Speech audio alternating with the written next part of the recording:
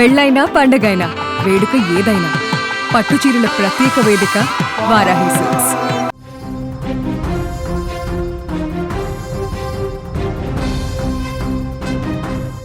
ఇక corona virus మరోసారి కలకలం రేపుతోంది. గత కొన్ని రోజులుగా తగ్గుముఖం పట్టిన కోవిడ్ కేసులు ఇప్పుడు మళ్లీ పెరుగుతుండడం స్థానికులను తీవ్ర భయాందోళనకు గురిచేస్తోంది.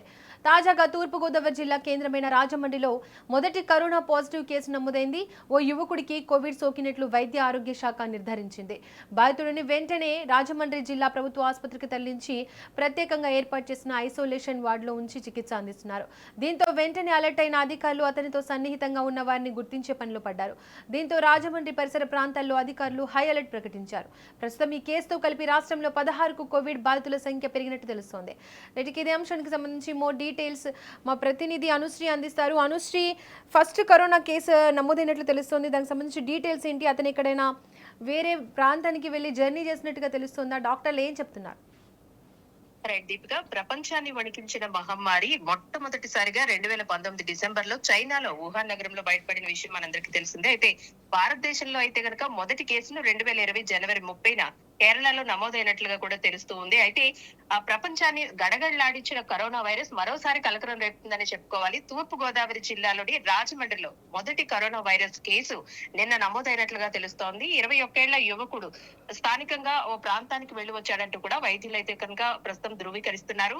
బాధితుని వెంటనే రాజమండ్రి జిల్లా ప్రభుత్వ ఆసుపత్రికి అయితే తరలించారు. ప్రస్తుతం ర్యాపిడ్ టెస్ట్ లో పాజిటివ్ వచ్చినట్లుగా కూడా అధికారులు అయితే వెల్లడించడం జరిగింది. ప్రస్తుతం ఐసోలేషన్ వార్డ్ లో కూడా చికిత్స అందిస్తున్నారు. అతనితో పాటు ఎవరైతే కాంటాక్ట్ లో ఉన్నారో గత వారం రోజులుగా వారందరికీ కూడా ప్రస్తుతం అయితే గనక పరీక్షలు చేస్తున్నట్లుగా కూడా అధికారులు చెప్తున్నారు. అయితే దీంతో రాజమండ్రి పరిసర ప్రాంతాల్లో అయితే గనక హైఅలర్ట్ నే ప్రకటించారు.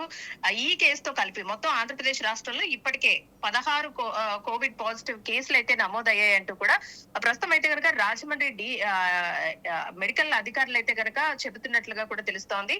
అయితే అమరావతిలో వైద్య ఆరోగ్య శాఖ కార్యాలయం కూడా అధికారికంగా ప్రకటించింది. ఇప్పటికే రాష్ట్ర వ్యాప్తంగా 16 కేసులు ఉన్నట్లుగా కూడా అధికారులు పూర్తిగా నిర్ధారించిన తర్వాత గనక మనకి ఈ సమాచారాన్ని అయితే వెల్లడించినట్లుగా తెలుస్తుంది. వైరస్ తీవ్రత ఎక్కువగా ఉండడంతో వివిధ ప్రభుత్వ అలాగే ప్రైవేట్ ఆసుపత్రుల్లో చేరి ప్రత్యేక పర్యవేక్షణలో చికిత్స పొందుతున్నారు. వీరందరూ కూడా ఆరోగ్యం అయితే గనక ప్రస్తుతం స్థిరంగానే ఉన్నట్లు కూడా వైద్యులు చెబుతున్నారు.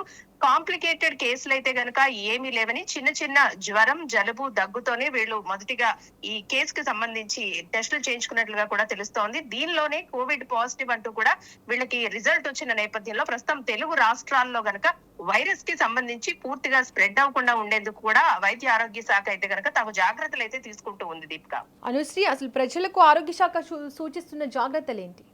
ఎక్కువగా జనం గుమిగూడిన ప్రాంతాల్లో తిరగొద్దంటూ కూడా ఇప్పటికే వైద్య అధికారులు చెబుతున్నారు. తప్పనిసరిగా మాస్క్ ధరించాలని, దాంతో పాటు ఎప్పుడు హ్యాండ్ శానిటైజ్ చేసుకోవాలంటూ కూడా చెబుతూ ఉన్నారు. ఇక పిల్లల్లో అలాగే వృద్ధుల్లో కూడా తగు జాగ్రత్తలు పాటించాలంటూ కూడా వైద్య ఆరోగ్య శాఖ ఇప్పటికే చెబుతూ ఉంది.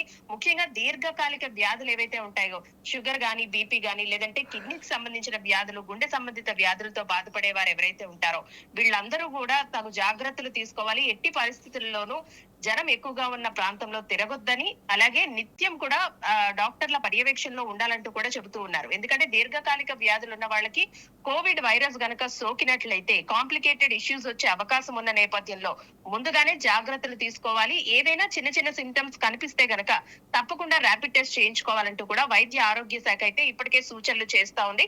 రాష్ట్ర వ్యాప్తంగా కూడా హై అలర్ట్ ప్రకటించింది.